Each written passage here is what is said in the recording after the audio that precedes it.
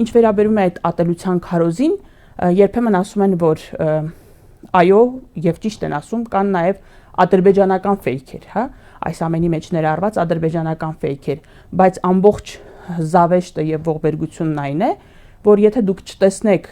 ով է այդ տեքստի հեղինակը, դուք չեք կարող գուշակել դա ադրբեջանական ֆեյք է, թե Արսեն Թորոսյանը։ Եվ այդպես տարբեր մակարդակներում, հա, տեսնելով որևէ հակահայ հայտարարություն, առանց իմանալու հեղինակին, դուք չեք կարող գուշակել դա Ալիևի խոսնակն է, թե Նիկոլ Փաշինյանը։ Ոչ միայն խոսքերով, այլև այդ նույնը արարքներով։ Եթե մենք լսեինք, որ մի երրորդ երկրում մի քանի հոգի բռնել են ինչ-որ հայ եւ որևէ մեկը թքել է նրա վրա,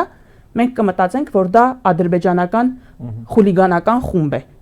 Միջև որ կպարզենք, որ այդ ամենի հեղինակը Հայաստանի Հանրապետության ազգային ժողովի նախագահ Ալեն Սիմոնյանն է։ Տարբեր բնագավառներում այս պահին թիրախը արցախցիներն են եւ արցախցիների նկատմամբ է ակտիվ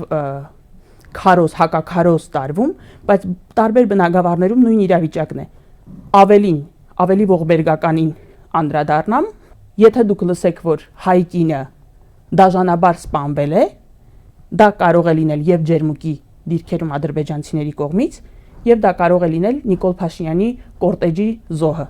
Ինչպես գիտենք, Սոնամ Մնացականյանը հղիկինը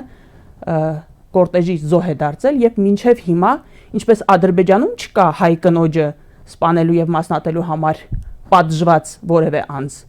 նույնը ունենք Հայաստանի Հանրապետությունում Սոնամ Մնացականյանի դեպքում։